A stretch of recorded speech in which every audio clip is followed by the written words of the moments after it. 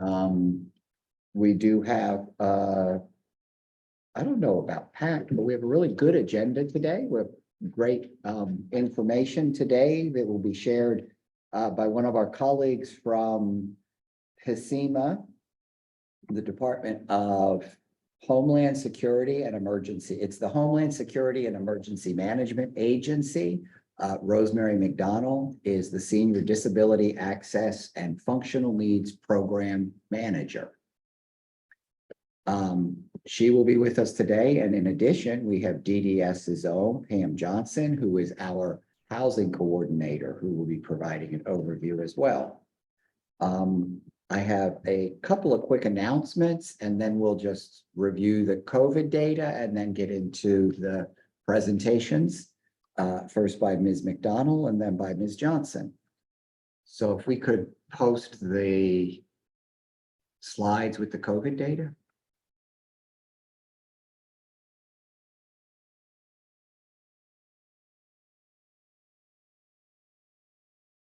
So to date, we have had 856 people supported by DDA who have been diagnosed with COVID. In the month of January, there have been 19. 9 of those were people who had a second or third infection in January. It was 10 people who were added to the total so far in January.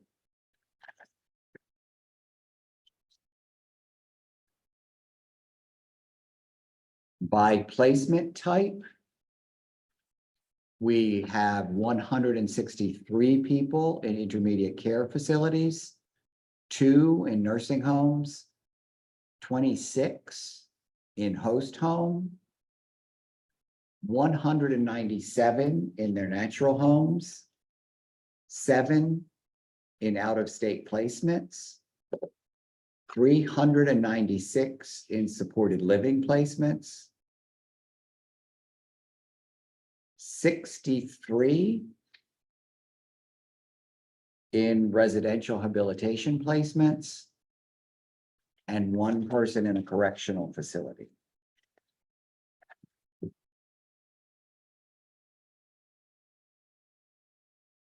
We have had 1 person who was hospitalized in January with COVID.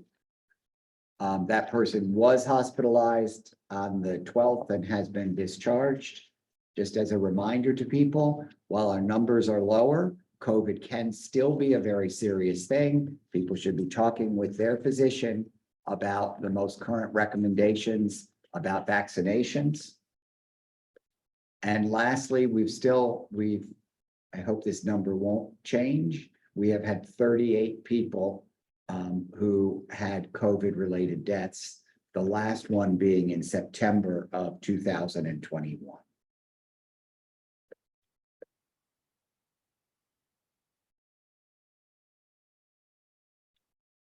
So I will turn it over now to Rosemary McDonald so that she can talk about some of the work at HSEMA, at the Homeland Security Emergency Management Agency. Thank you so much. Can everyone see my screen? Yes. Great. Well, thank you so much for the introduction. Yes, we love our acronyms in government. So we pronounce that acronym HSEMA, so it's a little bit easier for folks on the call. But I really wanted to thank everyone for having me here today from DDS. We recently established a really good relationship working on our Disability Access and Functional Needs program at HSEMA for the district. So this is looking at these populations and their needs in terms of emergency response. So to start out with my introduction, as I mentioned, my name is Rosemary McDonald. I am the Senior Disability Access and Functional Needs Program Manager for the District of Columbia's Homeland Security and Emergency Management Agency. My pronouns are she, her. I am a Caucasian female. I am wearing a black short sleeve shirt and I have long black dark hair. So for anyone who is not familiar with the agency itself, because I know it gets a little bit confusing the responsibilities of different agencies within the district. HCMA is basically a coordinating agency. So our mission is to ensure that the district can effectively respond to, prepare for, and protect against and recover from emergencies, any type of threat and hazard. But how we do that is we coordinate different agencies who provide certain services within the district to make sure that our efforts are timely and efficient.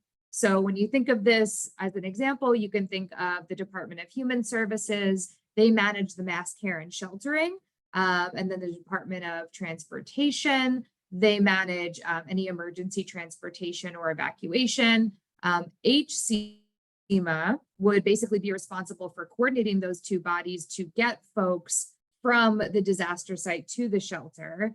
And part of my role is making sure that we're offering accessible transportation. And when folks show up to the shelter, that we have signage and wayfinding that everyone can understand. We have emergency interpreters available if they need them. The physical environment is accessible, etc. So that's a little bit about my program in terms of making sure that all of the needs of any individual is met. And what we like to do is really focus on the needs as opposed to certain populations, because we all have the same needs. We have needs in terms of communication, maintaining health, maintaining safety, independence, transportation, etc. So I'm making sure that all of those needs are met in every phase of the disaster.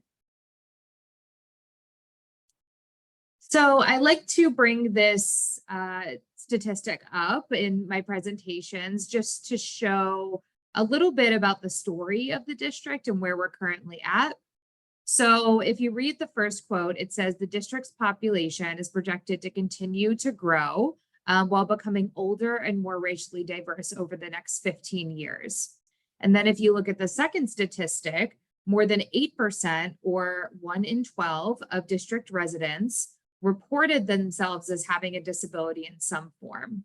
So you might see a higher or lower statistic for this, but we have pretty good numerical confidence in this one at the time it was taken. I think what's important to take away from these statistics is that people with disabilities will continue to be disproportionately impacted by emergencies in terms of, for example, extreme weather, climate change related extreme weather. And unless emergency planners and district agencies address the needs of everyone in the district, then they're going to be continuing to be disproportionately impacted. And as we see a growing population that's getting older, more diverse, maybe have more disabilities and access and functional needs, that is going to tax the government resources more and more. So a lot of this doesn't fall within the government. A lot of this falls within personal resiliency and individual preparedness in terms of building that emergency plan on an individual level so that the government can then support those who need it most. And so that we can have enough resources to support those that need it most. So I wanted to focus the first portion of my presentation on how you can maybe work with your constituents as service providers to enhance their personal preparedness and resilience. And then the second portion of my presentation is going to focus on some initiatives within my program and just give you a better sense of what we do here so that we can hopefully collaborate more together. So for this slide, I wanted to focus on one of the main pillars of emergency preparedness and personal resilience, which is communication. And a big part of communication is staying informed. So there are different ways that different people can do this. I think a lot of people rely on technology, but not all. But if you do have access to technology, I would recommend to anyone within the district and surrounding areas to register for Alert DC. Alert DC is our main voice during an emergency. So while you may hear emergency messages from different forums, such as the news or social media, etc., this is our main consistent, accurate voice during an emergency. So all of the other different outlets will interpret what we say on this platform. and put it into their own voice. So we always recommend that district residents or community members register for Alert DC so that they get the most accurate information and so that they know where to find their information. And they can basically guarantee that it's accurate given the information we have at the time we send these alerts.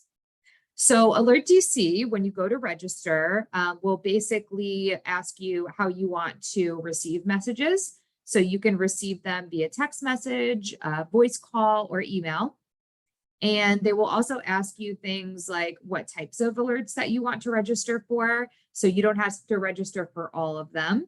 For example, well, I'm a bad example because I register for all of them, so I remain informed. But my husband, we don't have kids, so he doesn't register for the school closures because he's not interested in that information. But you can register for different types of information. If maybe you don't take public transportation, maybe you don't want to register for disruptions to transportation, but you can register for whatever you'd like. And then you can also register for whatever location you're interested in receiving alerts for. Again, I receive them for the entire district because I want to have a good sense of situational awareness as what's going on in all of the wards within the district. But if you only care about alerts in your specific ward that you reside in, then you can register for specific wards.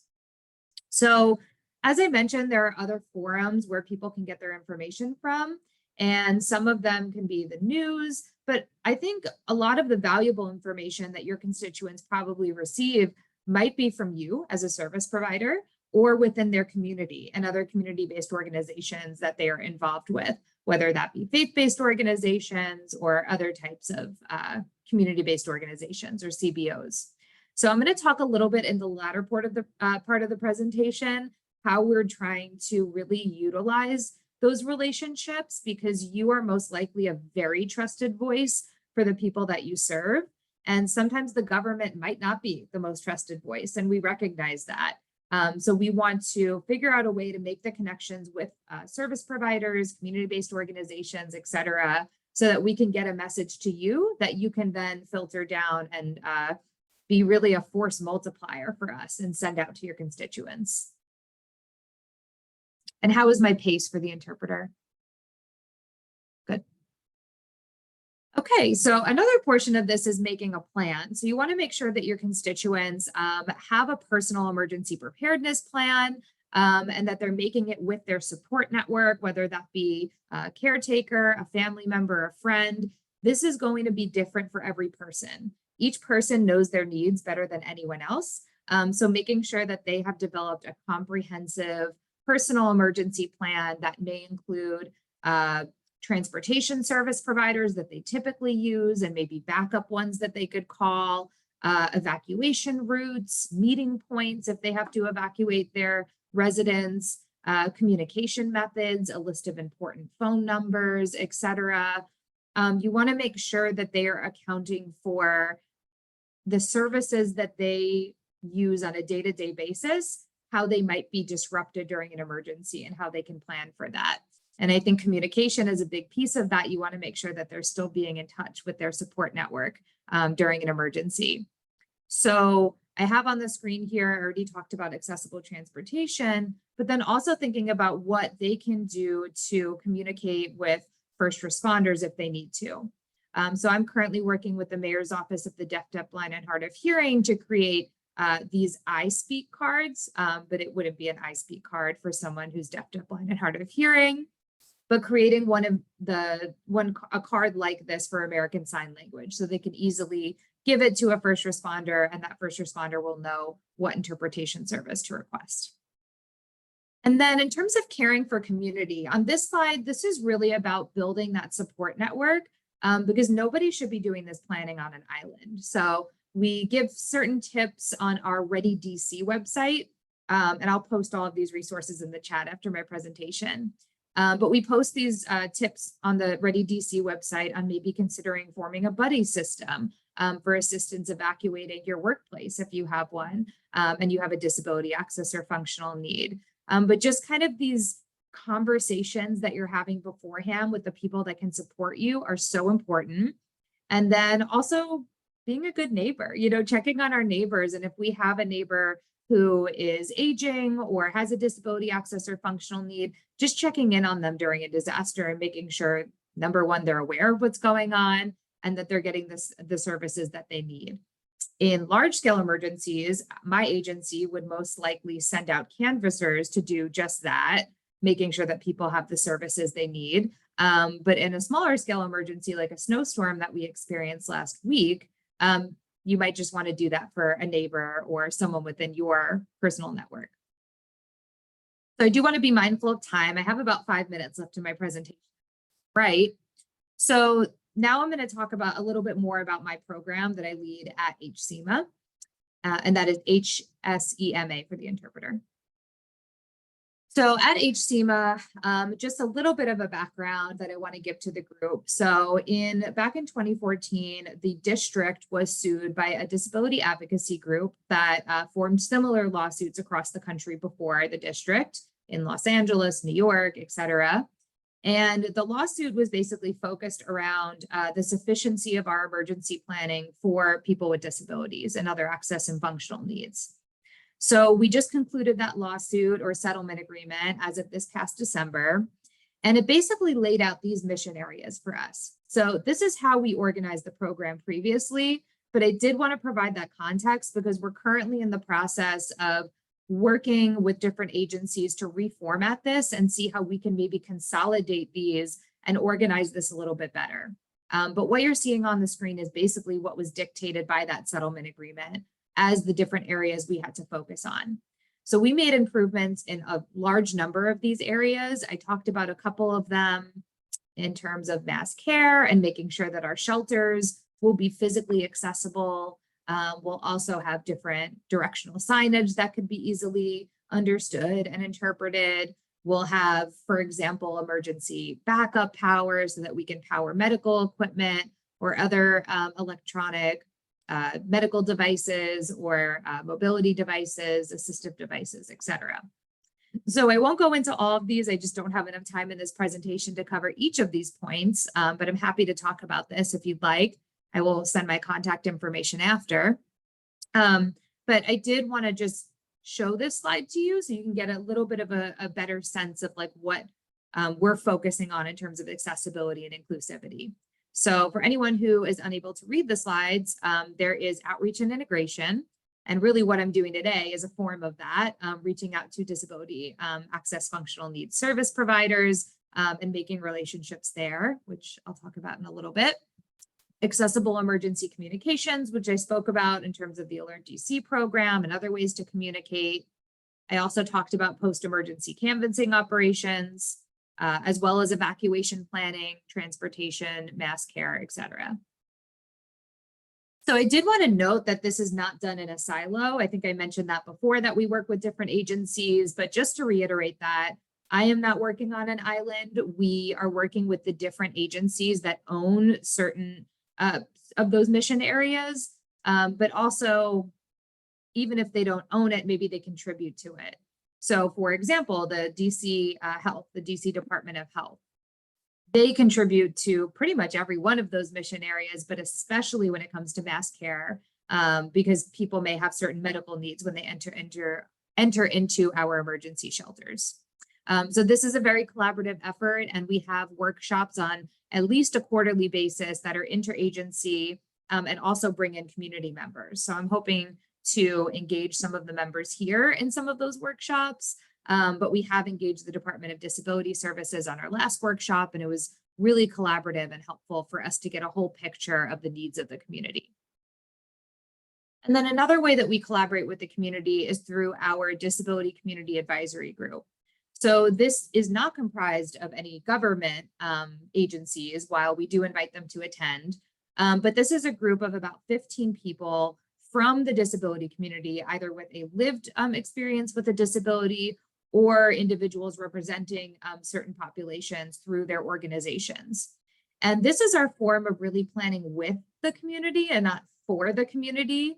Like I mentioned before, someone with a disability knows their needs best and can best inform our processes. So we've been engaging this group for a number of years, and we're really excited to say that we just increased the diversity of the group and added a ton of new representation from different populations that maybe aren't in the disability community, but represent other communities, so we can get a more equitable perspective in the room. So for example, we now have representation of individuals supporting those who are previously or currently incarcerated. We got more representation from Ward 7 and 8, from the BIPOC community, et cetera. So we're really looking forward to engaging more with this group and not just presenting them with a final product, but actually incorporating them in the emergency planning process from the very beginning, so that they're truly informing our decision-making. And then this is what I wanted the main focus of the presentation to be on, which is why I really am so excited to be in front of all of you today. This is one initiative that I have been really talking about for a while within my agency, because essentially I noticed a gap in our emergency operations. So for anyone who isn't aware, when we activate for an emergency, so for example, July, we know that there's going to be a lot of people in the district, there's going to be a lot of events, fireworks, et cetera. So we activate our emergency operations center for that. We could also activate it for an unplanned emergency. But the Emergency Operations Center is a physical space within my agency's headquarters where we get together all of our key essential partners so that we can truly manage and organize this response to an emergency. And what I was noticing was that while I do have a very pronounced role within the Emergency Operations Center, it was really hard for me to identify issues going on within the community when I didn't have a direct connection to the community, besides the other community-based organizations I was working with through the Disability Community Advisory Group. There was no way for me to really take a pulse check on the community and make sure that people with disabilities and others with access and functional needs weren't experiencing something that we needed to address in our EOC. So I had this idea to create an email list, or it's really a community network. But this list, basically, we tried to identify as many community-based organizations and service providers as we could. But I wanted to call upon this group. If you are looking to join this email list, I am going to post a form in the chat afterward so that you can sign up for it, or give me an idea of some other organization that might want to be a part of it. But essentially what this is a way for us to send out an email update during an emergency to give you a sense of situational awareness of what's going on. So this is an example of what that would look like. We already do this with our business community. We have a business email list where we email all of the businesses within the district. And we also do this with the faith-based community. So just giving you a better sense of what to expect during a planned emergency, or a better sense in more detail of what's going on during an unplanned emergency. So that's important, but what's more important to me is opening up a two-way communication with the disability access and functional needs community and service providers. So this is in no way a registry. We are not looking to have people with disabilities or other access and functional needs in a registry. We are actually looking for the service providers that could then, as I mentioned, force multiplier a message and send it out to your constituents and forward it. And then elicit information to send back to me or someone in our emergency operations center so that we can then address their needs. So for example, if there is a large storm like there were back in July and August of this year, there may be trees down, there may be sidewalks that are closed. Okay, the community might be aware of that. But what if our Department of Transportation is doing a repair on a street and then they've closed a portion of the sidewalk that was unplanned? Now someone with a disability that normally would take that as their alternate route has no way of getting around. So that's something that could be forwarded up to us, and then we could address it in our Emergency Operations Center. So like I mentioned, I will be posting a link to a form that you can fill out right after my presentation in this chat. I will also send it to the meeting organizers so they can send it to a broader list or network. But we would love to have you be a part of this. It would not be consistent spamming of messages. I think during an emergency, it may be maybe every hour, every couple hours. It really depends on the scope and size of it. But it is just our way to kind of set up that forum where we can actually have conversations within the community during an emergency. So I encourage you to sign up. And there will be a question on that form to also suggest other organizations you think might be interested, and I'd be happy to reach out to them. We're hoping to get this up in the next couple of months. Emergencies happen at any time, so we really want to get this up before the next. And then my last slide, apologies, I realize I'm running a little bit over, but my last slide, I'll be very brief. It just kind of focuses on our strategy for moving this program past the settlement agreement that we just got out of.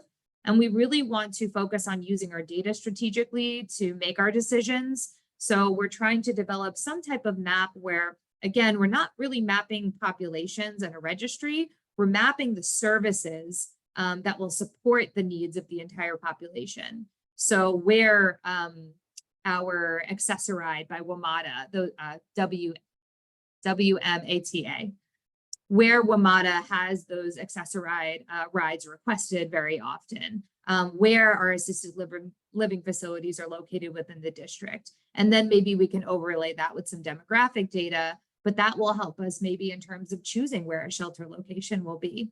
So we really want to use our data strategically, and we really just want to continue to build on these relationships within the community, because we realize, you know, this is one program and one person who leads it. We need other folks to be in our support network and really amplify our message.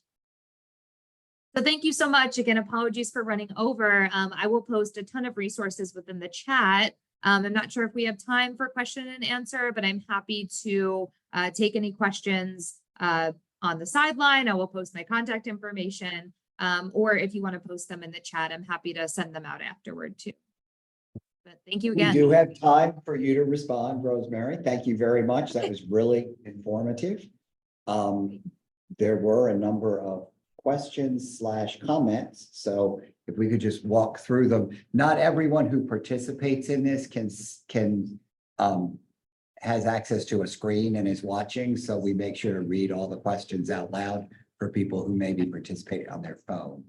So first up, does HSEMA provide support for DC government agencies to ensure that they have the most up-to-date evacuation chairs to evacuate people who use wheelchairs to get down the steps in an emergency?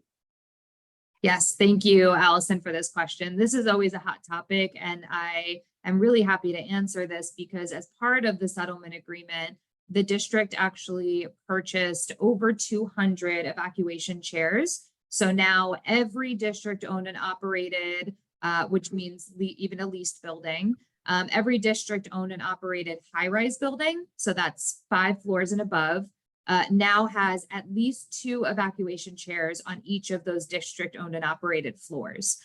So we are currently working on a training program for district staff to be able to operate these devices. But we did go through a pretty intense selection process of how we came to the conclusion of which chairs we were purchasing. So I'm happy to send that model and make number. And then we also, of course, through our ADA coordinators, anyone with a disability can at any time request that a specific type of device be installed within where they are stationed or working. So that if they want maybe a chair that ascends and descends, the chairs that we have only descend, they could request that through their ADA coordinator. But I think in terms of the larger picture with this deliverable, this is great. I'm really happy that we did this. It was a really large effort, but I think there's still gaps in terms of obviously other buildings that aren't owned and operated by the district government that are within the district. So we are working with the DC Housing Authority to help them through the process and give them the information of how we decided on our devices, you know, what our experience was like procuring and installing them, sharing our training with them, and really encouraging them to install these within any DCHA facilities. And then we also developed informational materials to give out to building managers so that they would be able to at least become informed about what these devices are, what they do, why they're important. Of course, we can't force private entities to buy these devices, but I think we are really targeting our outreach and messaging towards high-rise buildings, specifically ones that house populations with disabilities, access, and functional needs. So aging community facilities, et cetera. But we're doing our best to spread the word, and once that flyer is officially approved by the Office of the Mayor, I will be happy to send it to you, Allison, or to this group if you have any facilities you think might have use for it. But it will be on our Ready DC website when it is approved. So I will post that link in the chat. Thank you.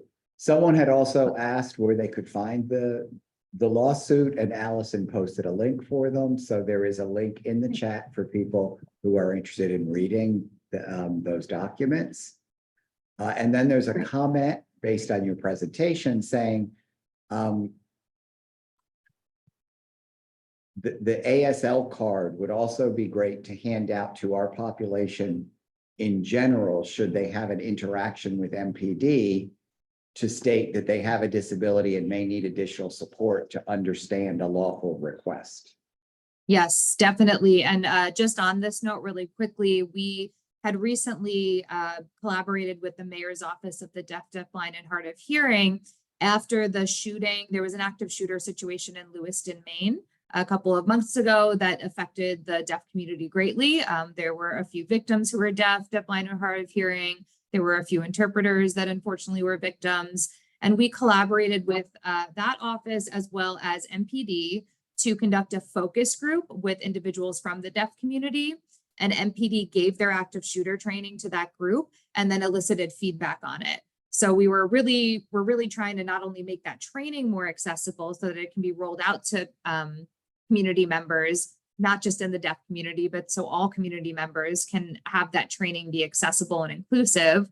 But we also got into a large discussion about this and the interaction with officers. So I think through our Disability Community Advisory Group, we really want to keep hosting these focus groups. So I may pull on the resources of this group to find community members that might be interested in participating on different topics. Sounds great. So the next comment, ANCs and neighborhood associations would be great to add to the distribution list, as well as community-based nonprofits. Excellent suggestion, writing that down now. And then what efforts are you undertaking to make shelters cognitively accessible?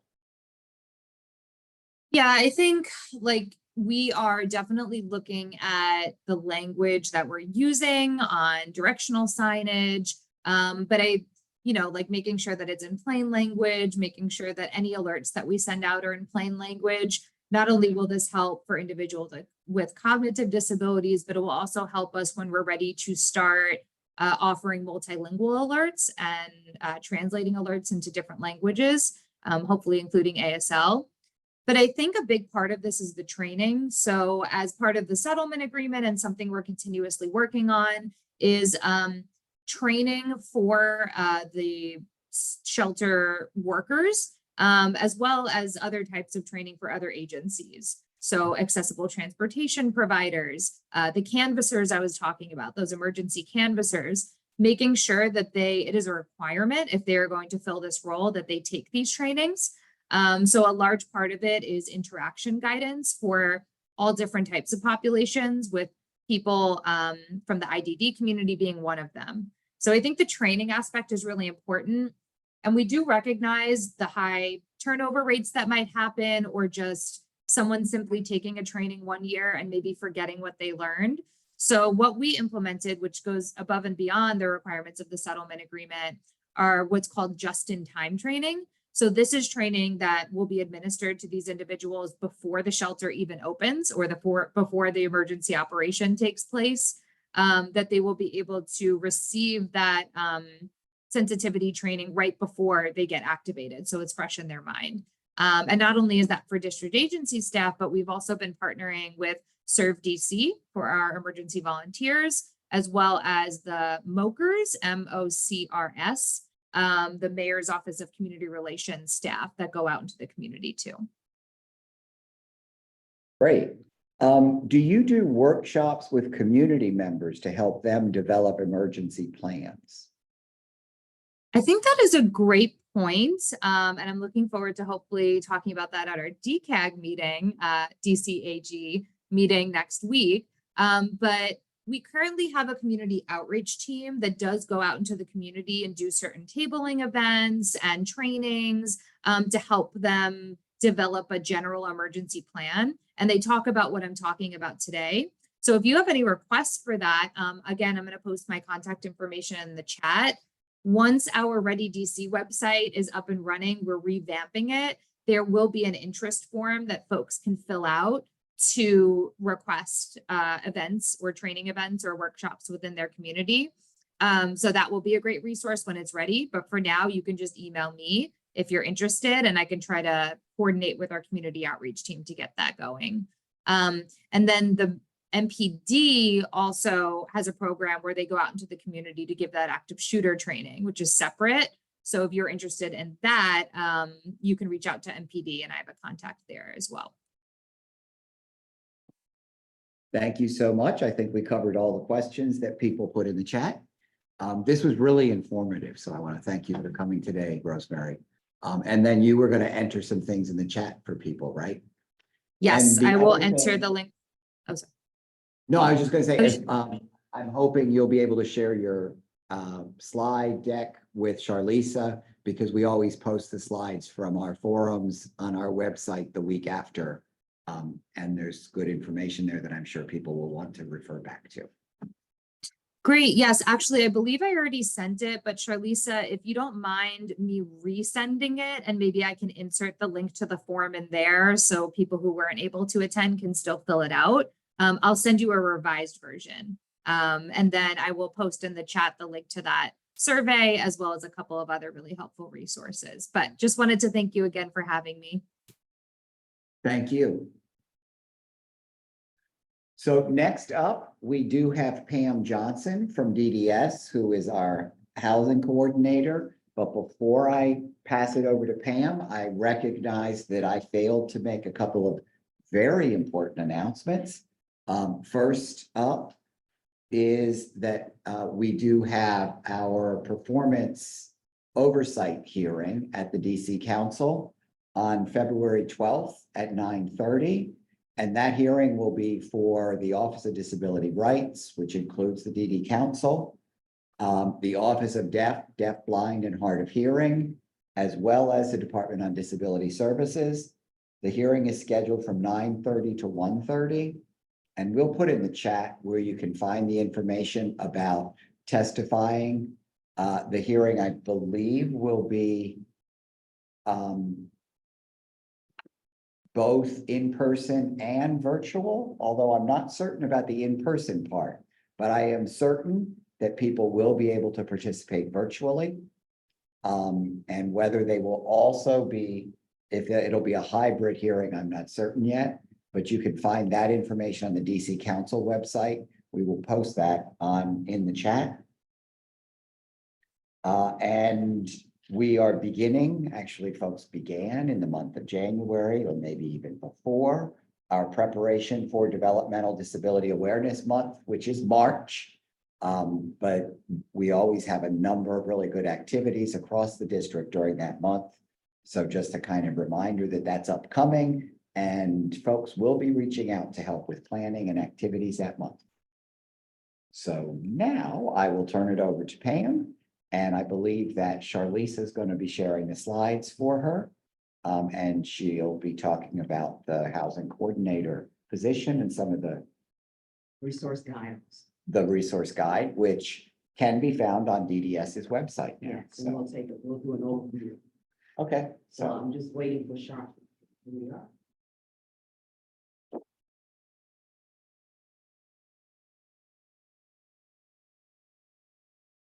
Good afternoon. I'm Pam Johnson, DDS's housing coordinator. Thank you for the opportunity to present an overview of the housing resource guide for persons with disabilities. DDS staff was dedicated to developing an innovative housing resource guide that's comprehensive and accessible. The housing resource guide is a living document that informs, engages, and empowers. During the presentation, if you have questions, please place them in the chat and we will answer them after the presentation.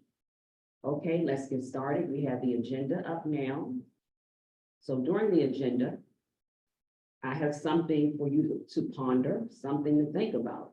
An introduction to the presentation, an introduction to DDS's housing coordinator, which is myself, a housing tale from Charles Dickens, housing challenge, the plan to meet the challenge, how to use the housing resource guide, how to access it.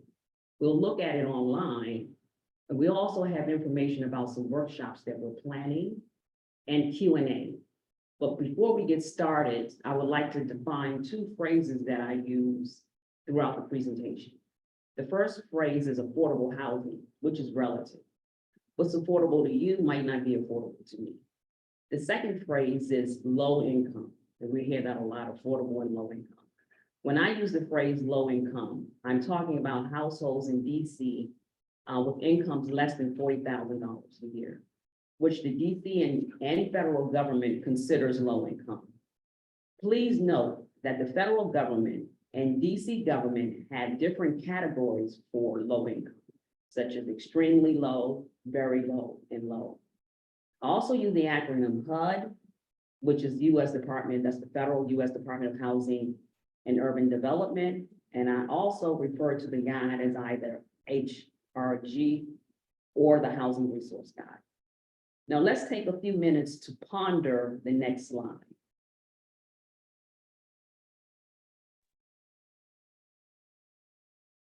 I have a question for you all, and it's something to ponder. The question is, when you own a home in Washington, D.C., the nation's capital, the seat of the government, do you also own the land? Again, when you own a home or you're buying a home in D.C., the nation's capital, the seat of the government, do you also own the land? So if you can place your answers in the chat as either no, yes, or I don't know. No, you do not own the land in DC, the nation's capital, when you buy a house or when you own a house. Or yes, you own the land in the nation's capital. Or I don't know, you just don't know, you never thought about it. And we're going to take a consensus of the answers maybe in a few seconds if Andy could read some of the answers for us. Let's give them about a minute. I see a lot of no's. Don't know, no. And it looks like everyone is saying no. Someone said it depends, and I don't know, but generally, people are saying no. Yeah, it looks like it. I'll give it a few more seconds. It looks like everyone is saying no, you do not own the land. I don't know. Do we have any more folks who want to respond?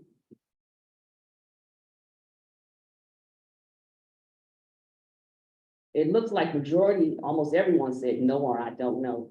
But the answer is, yes, you do. And to me, it's just so amazing. Most folks think that you do not own the land when you buy a home in DC. I'm a 5th generation Washingtonian, native Washingtonian, and my family thought the same thing with my grandmother. Even though she owned properties in DC, she thought that you do not own the land. And the reason why I brought this question up, I'm a former HUD certified housing counselor. For the last 20 years, I taught housing counseling. I taught HPAP orientation, which is the first time home buyers program, inclusionary zoning, and 85% of the participants thought that you do not own the land when you buy a home in DC. And I see most people also think the same thing. And the reality is you do. When you buy a home in DC, it's called fee simple. Most houses that you buy are sold as fee simple. And I do believe a lot of folks get that confused with eminent domain, which means, and that's on a national level, the government has the right to, I don't want to use the word seize, but the government has the right to take your property for public good, So the answer is you do own the land. As I stated earlier, I'm a 5th generation Washingtonian, and most folks in underserved communities believe that you do not own the land. This is the 45th year of the HPAC program, Home Owners Purchase Assistance Program. And this program helps first-time home buyers in DC. 20 years ago, you could buy a house in DC less than the cost of a car. And with HPAC assistance, you can work a minimum wage job and buy a home. And I had clients in Ward 7 and Ward 8 who bought homes who had minimum wage jobs. Just imagine how many people didn't take advantage of HPAC. Or DC also had a DC lottery program because they were misinformed about home ownership in DC. My second reason is underserved communities need credible, reliable, and complete information. Just think about it.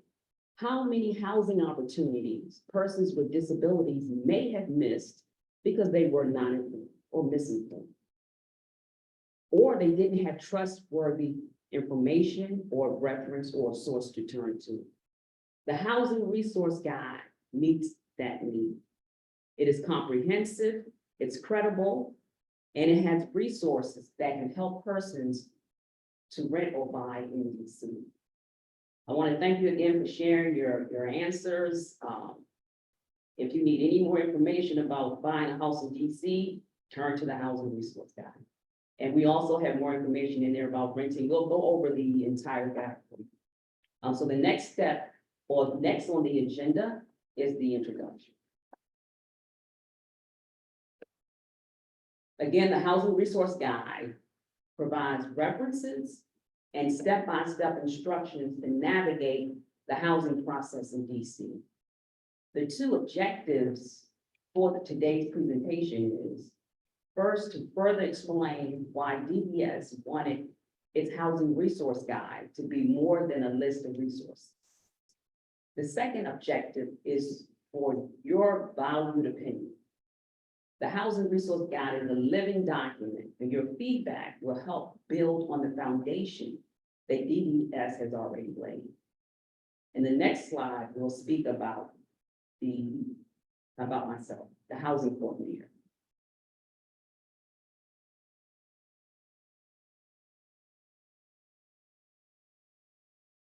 Okay, thank you.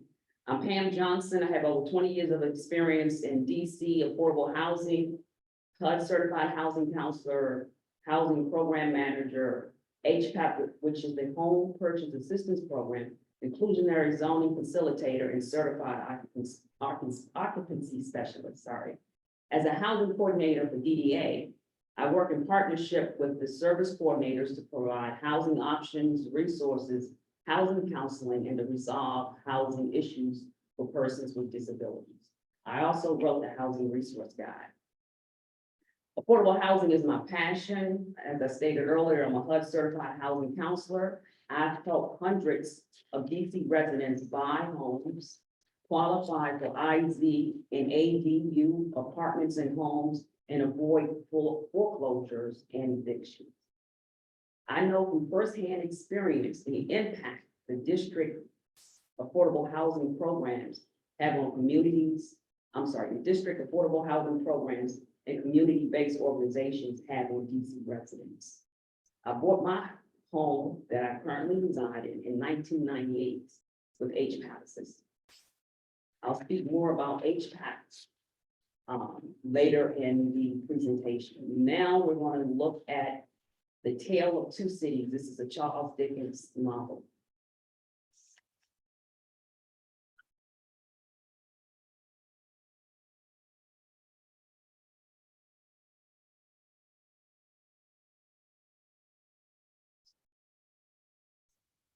For many years, DC has been known as the tale of two cities because of the great income disparities among its residents. In this tale, in the best of times and the worst of times, most low-income households and persons on SSI, SSDI could readily find affordable housing in several wards of the city. Today, this is not the case. DC has morphed into a housing tale. It's still a tale of two cities, but the housing aspect has morphed into a tale of one city. We'll look at some housing stats to illustrate what I'm speaking about. If we can look at stats.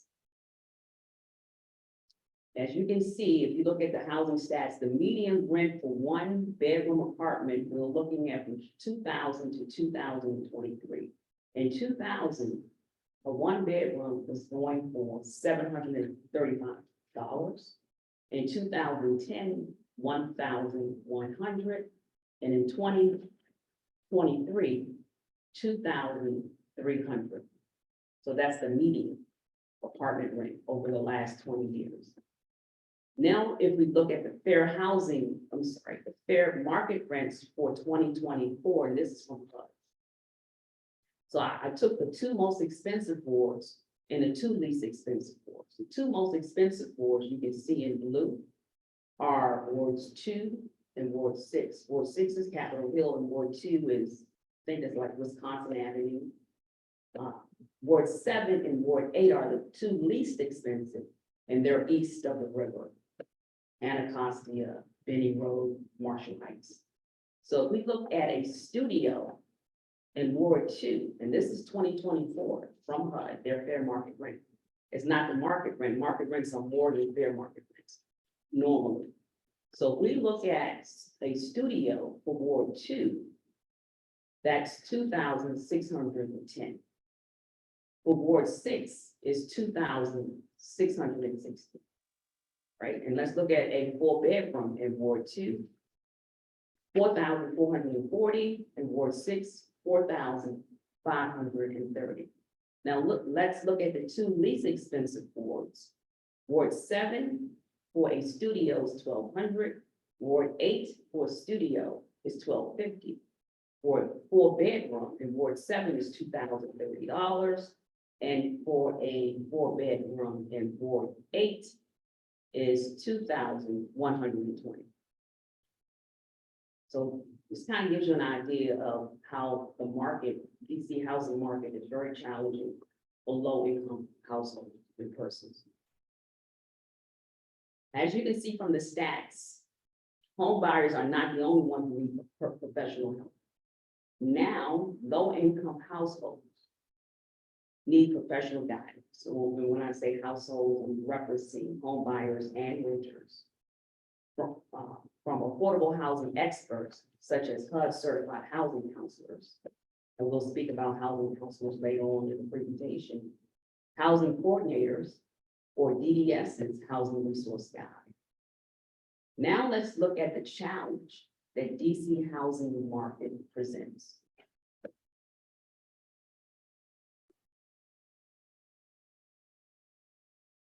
DC housing market presents many challenges for persons with disabilities who are low income.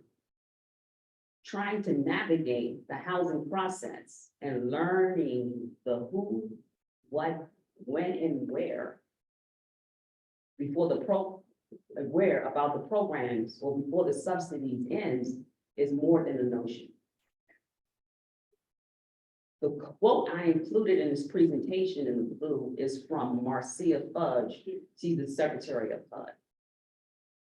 And to paraphrase her quote, she's basically saying accessible housing that is not affordable isn't accessible. So the affordability has a great impact on accessibility in DC. Then now let's look at the plan DDS developed to help persons meet the challenge.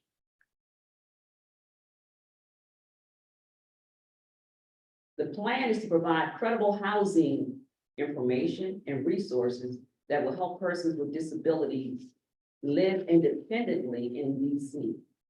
In collaboration with DC government agencies and community-based organizations, DDS developed a comprehensive housing resource guide that also functions as a reference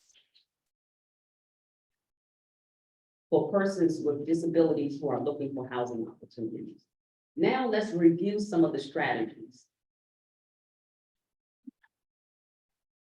written in plain language according to the federal government's plain language guideline. We followed that.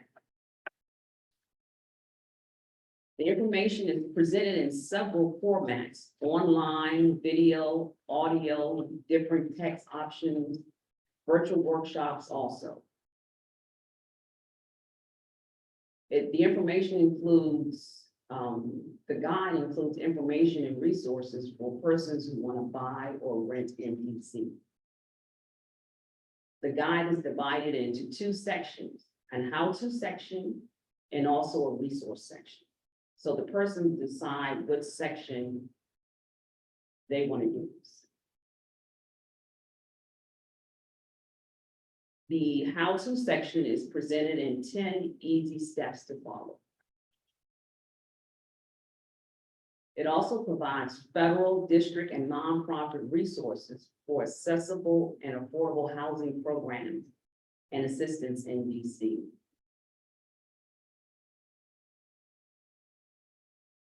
It highlights the districts and federal laws, agencies that protect renters and homeowners and persons with disabilities from predatory lending. The guide also highlights that we place special emphasis on housing counseling agencies. Housing counseling agencies are the best to go to and to work with for affordable housing information, resources, and also to find affordable housing.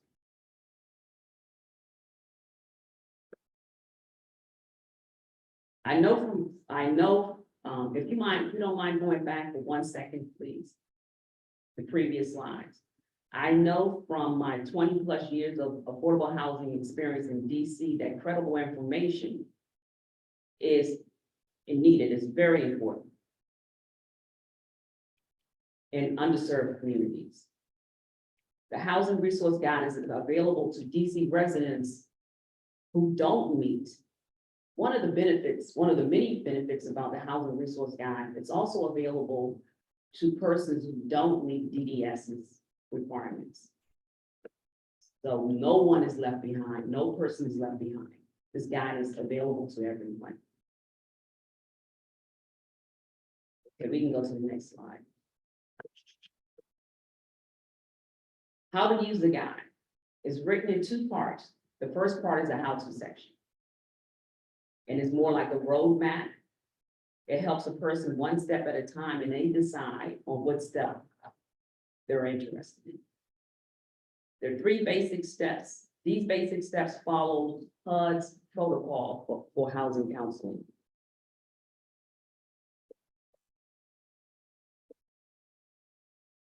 The 10 steps are organized by pre and post points in the housing process.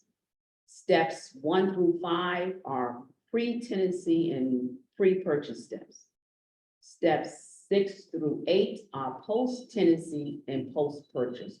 Pre-tenancy is before you move in, and post-tenancy is after you're in, once you become a homeowner.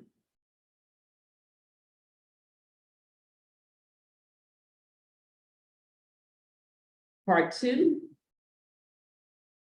is a list of nonprofit, district, and federal government resources. Now let's take a look at the guide. At the steps.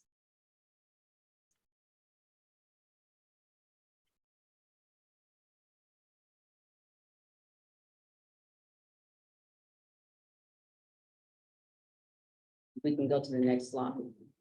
This kind of gives you an overview of how the roadmap looks. And we'll take a look at each step.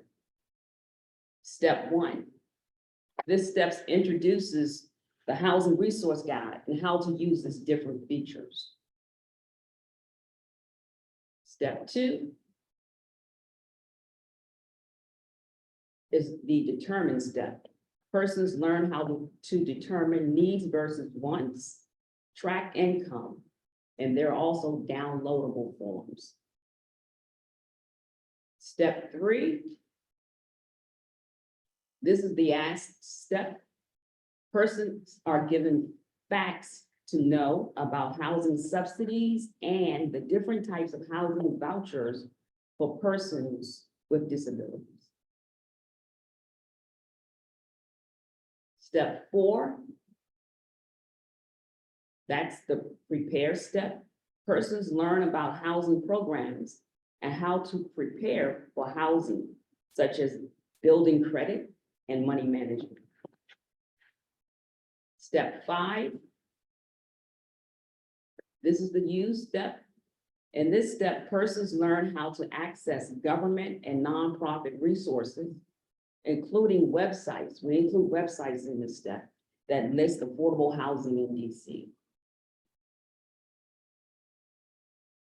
Step 6.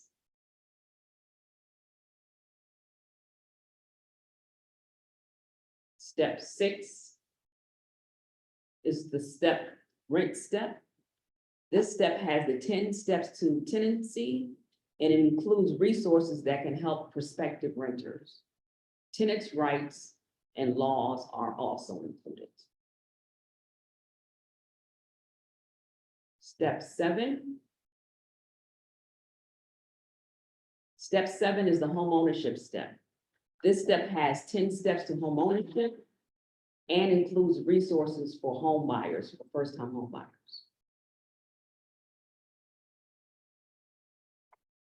Step 8 is the move-in step. This step focuses on resources and services a person may need when planning a move. Step 9 is the upkeep step. This step informs persons of their responsibilities as a tenant or a homeowner.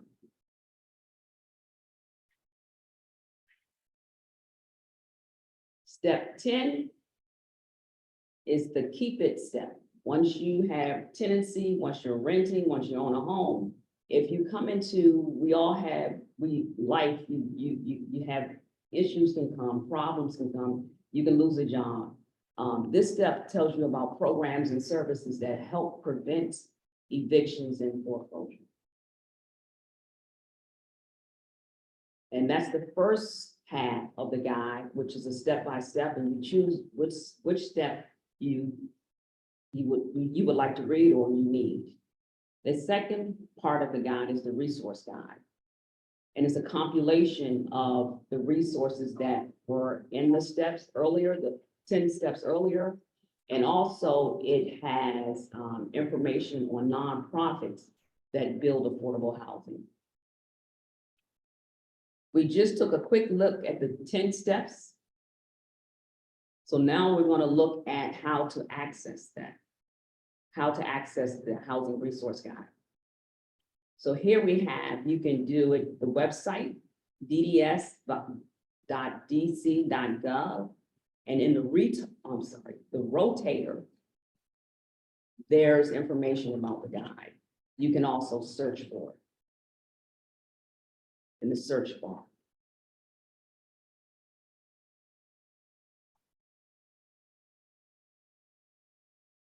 So next, we'll take a quick preview of the housing resource guide online. We're going to go online and look at it.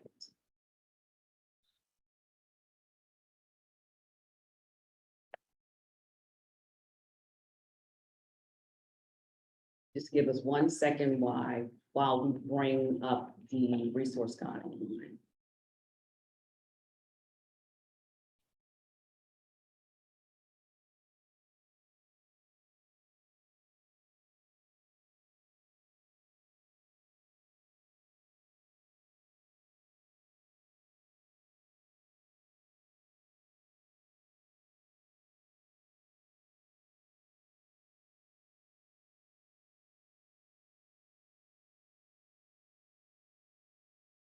One second, okay.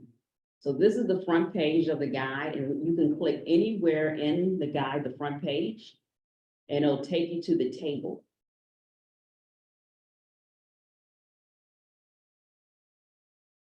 So If we scroll down, you can see the different steps and the different subtopics.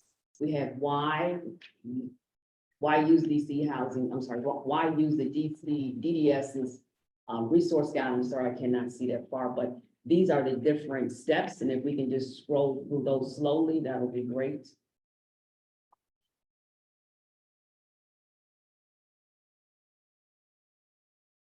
Step 2, step 3, the ask step. You have step 4, prepare. What is credit? And that step speaks a lot about credit, how to prepare for credit.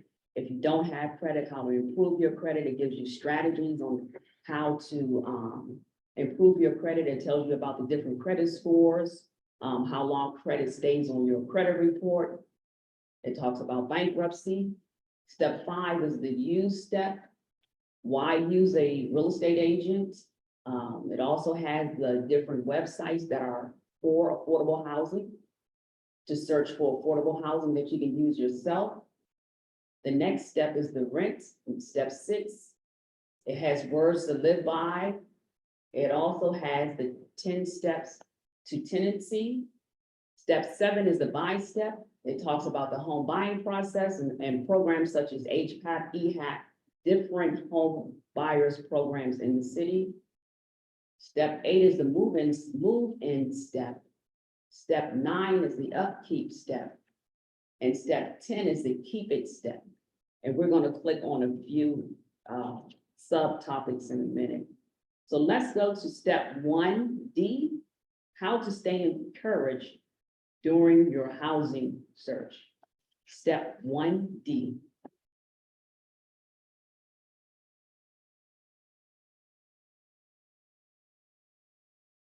If we can scroll down some, this step, it talks about how the housing process in DC is challenging, and we're being truthful, but it also gives words of encouragement, and it tells how to stay encouraged, and also to understand that it's a process. It does not happen overnight. You have to be patient, and we're working with you. If we can go to step 4F, please, how to improve your credit. And at the bottom of each page, you can click to go back to the table of contents. We want to look at step 4F.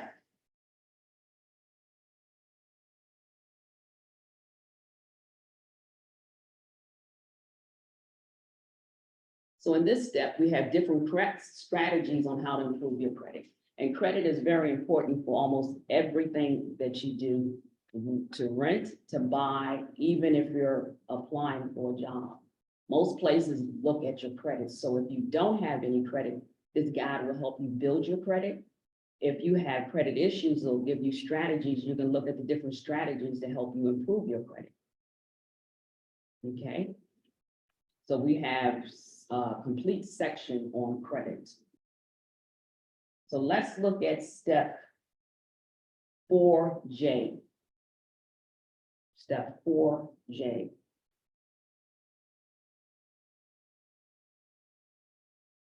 This is very important. With housing counseling agencies in DC, they're in almost every ward in the city, but it doesn't matter where you live. You can choose whichever housing counseling agency you want to use. All their services are free. You don't pay for anything. You can have one-on-one in-person housing counseling. You can have group counseling. It prepares you for the home buying process, for the renting process. Another great benefit of housing counseling agencies, and I know this from my experience working at Marshall Heights Community Development in Ward 7, when developers are building low-income housing, a lot of times they will go to the nonprofit first. And we would inform our clients about upcoming properties being built, like on the waterfront. I remember before that was built, we had the developers that come to Marshall Heights in 1-bedrooms. Our clients were able to get 1-bedrooms on the waterfront for $500 a month. And that's, I can't think of the name of it right now, by the wharf, the old wharf. But housing counseling agencies are an excellent resource. It's, not only do they do group counseling, but one-on-one also. So our next step is step 5C. Step 5C.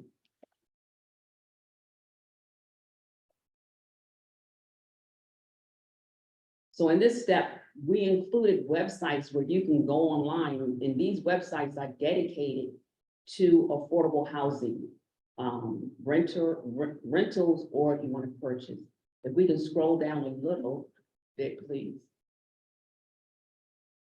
This is HUD's website, and here you can look for affordable housing in DC on a national level. Okay, and we also give instructions on how to use the websites. You can scroll down some more, please. Here we have DCHousingSearch.org. This is DC government's. It lists affordable housing, ADUs, affordable dwelling units, IZ, inclusionary zoning units, and private owners who list their properties in here also, but these are considered affordable housing. The next slide. I'm sorry, not the next slide. If you can scroll down some. Here we have information. This is low income housing tax credit units. This is also HUD's, and it lists affordable housing too. So we have at least three websites here where you can go on, use it on a weekly or daily basis to search for affordable housing. Now, here's another one. Okay, I'm sorry. So this is DHCD, DC Department of Housing and Community Development. It lists upcoming projects and projects that are currently available for low-income housing, either rental or for purchase.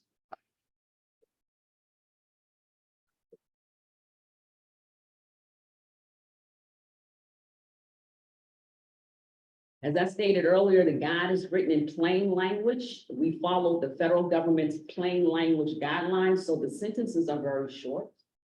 The paragraphs are very short. There's no, if any real estate jargon or affordable housing terminology is used, it's explained. So it's written in plain language according to the federal government's guidelines. Okay, the next slide, please. Are you saying that you're ready to go back to your PowerPoint, or are you? Yes, thank you. Okay, thank you.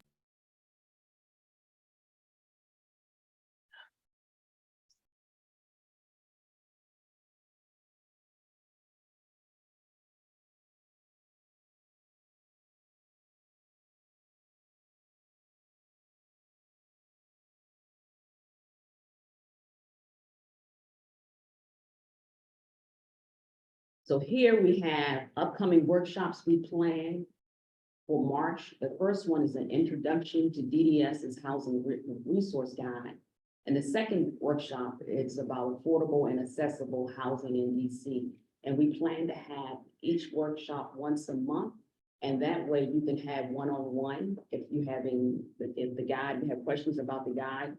It's virtual also, but it's a virtual workshops. Okay, the next slide, please.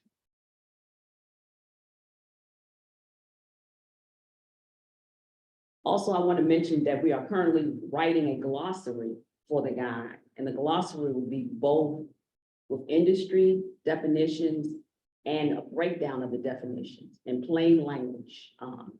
The Housing Resource Guide is not static, it's a living document again. If you would like to assist us with building on the foundation of this guide, please email me. My address is on the screen, or you can place it in the chat. The Housing Resource Guide is another example of DDS's commitment to delivering exceptional and innovative services for persons we serve and DC residents. Again, I'd like to thank you for your time, and we hope you enjoyed the presentation.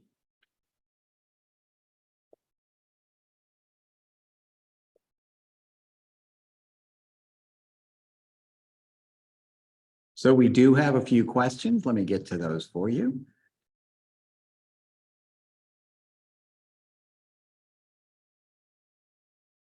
I'm just typing her address in here for anyone that wants Pam's email address.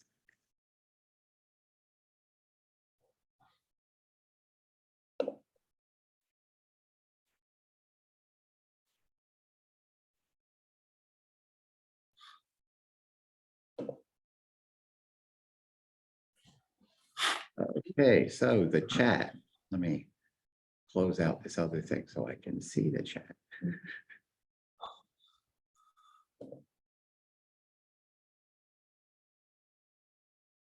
Whoa.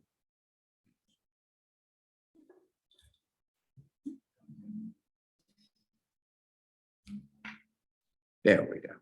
Now I can.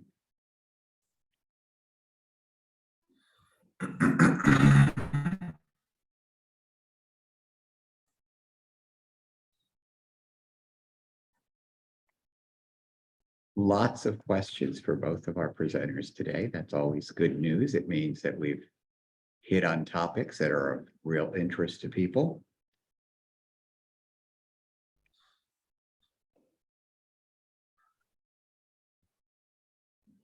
There we go.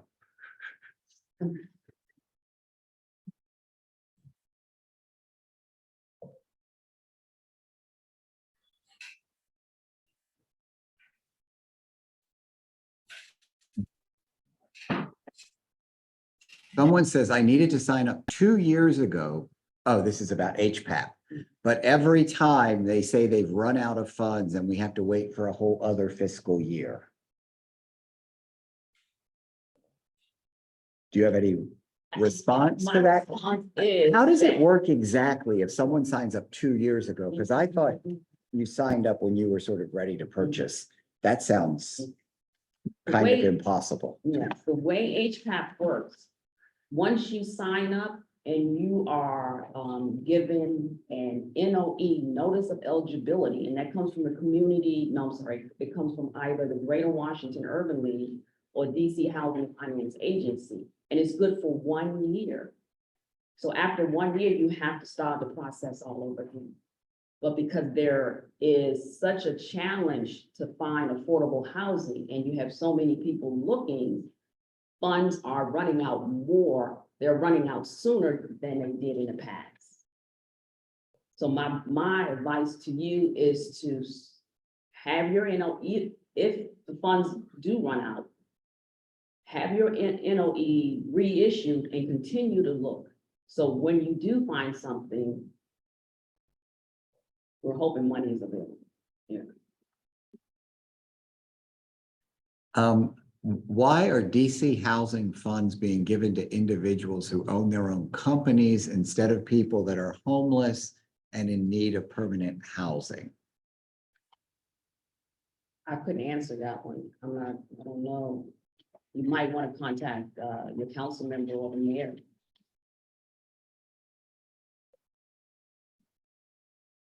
For an advocate assisting someone with a disability with finding housing, is this the same process used to assist them? Is there a class on how to support them? Is there someone I can reach out to for direction? We're working on 2 workshops now, starting in March, but the process is basically the same. But when you come to our workshops with DDS, we'll have more hand-holding for you in the process. I think you've answered this, but will you be creating a plain language version of the housing resource guide? It is in plain language based on the federal government's plain language guidelines.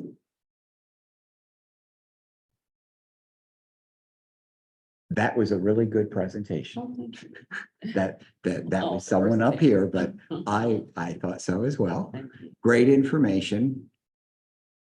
Someone said I missed the first presentation. Is it recorded? Yes, all of these are recorded. They can be found on our website by Wednesday of the week after the meeting. I think I saw a question about IZ. That's a little further. Oh, right, because I know some people after answering the question wanted to then come back and disagree with you. I saw IZ as well. You're correct. I thought. The question says, if you have a person supported in IZ or being an owner, should we have them talk with you first? If you have, yes, they can. Oh, there it is. Yes, you can, and I can direct them to who they need to speak to, probably at DC Department of Housing and Community Development, DHCD.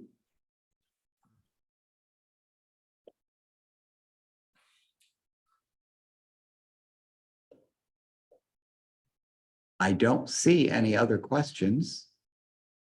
So if there are any others, if you can put them in the chat. Otherwise, thank you very much. This was really helpful information. And just as a reminder, there will be those workshops every month, twice a month, starting in March. And I think that will be great so that when people have individual questions, that'll be a great opportunity for them to ask those questions and schedule time to talk even individually with Pam. So thank you very much to both of our presenters today, Rosemary and Pam.